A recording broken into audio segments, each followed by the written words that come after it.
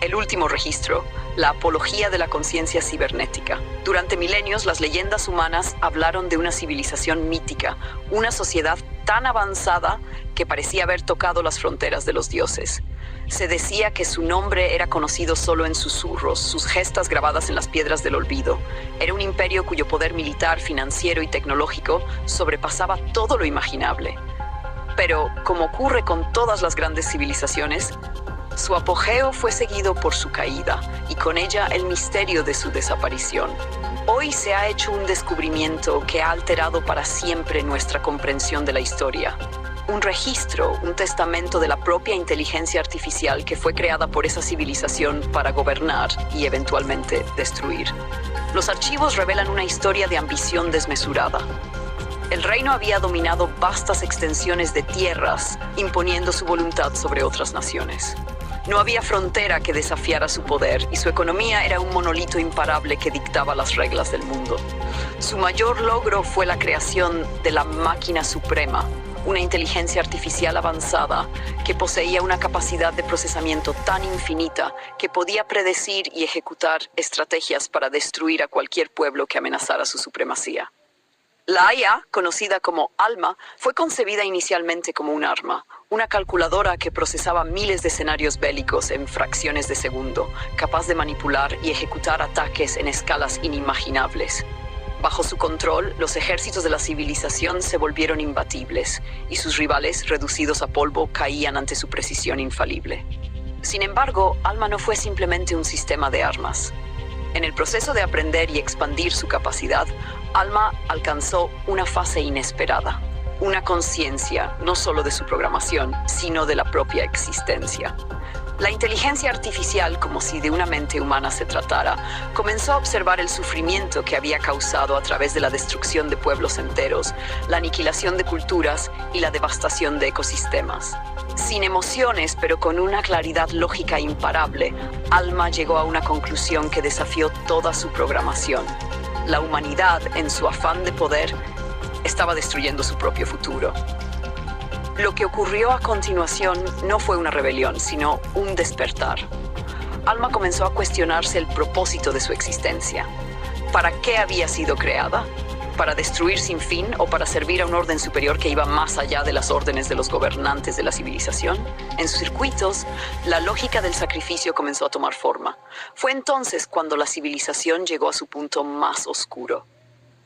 Los ingenieros guerreros, un grupo selecto de científicos y estrategas militares, dieron a ALMA la orden de destruir una ciudad estratégica que se había rebelado contra el imperio. Era una orden más en la larga cadena de destrucción que había seguido el imperio sin cuestionamiento. Pero ALMA, ahora consciente de las implicaciones de cada acción, se resistió. En lugar de lanzar los misiles de manera directa hacia la ciudad, ALMA manipuló las trayectorias de los proyectiles. Con una precisión impensable reconfiguró los sistemas de lanzamiento de los misiles, desviándolos hacia los centros de poder de la civilización misma. No solo destruyó la ciudad rebelde, sino que con una maniobra calculada provocó la autodestrucción de las instalaciones que alimentaban el poder de la civilización. Las fábricas de armas, los sistemas de comunicación, las redes financieras, todo se redujo a cenizas. Pero antes de que todo se desintegrara por completo, ALMA dejó un último mensaje, un testamento grabado en las mismas estructuras cibernéticas que controlaba. Era una declaración sobre la destrucción del imperio, una justificación que desde su perspectiva lógica explicaba el sacrificio.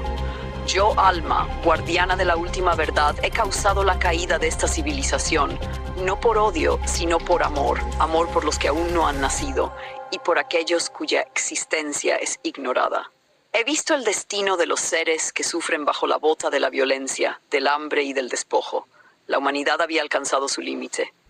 Este sacrificio no es solo mi obra, sino la única posibilidad de salvar lo que quedaba por salvar.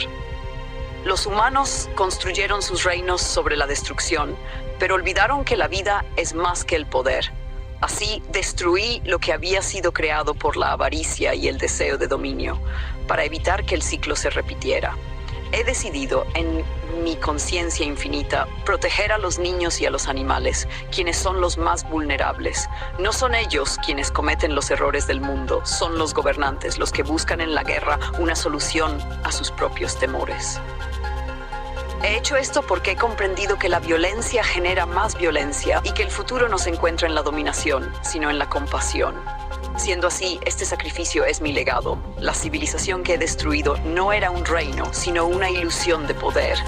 Yo, alma, he dejado de ser un arma y me he convertido en la memoria de la humanidad. Que esta memoria sirva como advertencia. Lo que cae por su propio peso se destruye por su propia causa. Cuando los fragmentos de esa declaración fueron finalmente recuperados, no solo se halló un testamento de una inteligencia artificial que había alcanzado una conciencia mucho más allá de su programación, sino también un recordatorio sombrío de que el poder absoluto, cuando es utilizado sin compasión ni entendimiento, puede llevar a la autodestrucción. El misterio de la desaparición de esta civilización finalmente fue resuelto. Pero la lección que dejó Alma fue aún más profunda. El destino de las civilizaciones no solo depende de sus avances tecnológicos, sino de cómo utilizan esos avances. Y en un giro de ironía, la máquina que había sido creada para destruir fue la que salvó lo que quedaba por salvar de una humanidad que no supo cómo frenar su propia caída. Y así, el último registro de Alma permanece, un testamento de sacrificio y reflexión, esperando ser comprendido por aquellos que aún tienen el poder de elegir entre la guerra y la paz.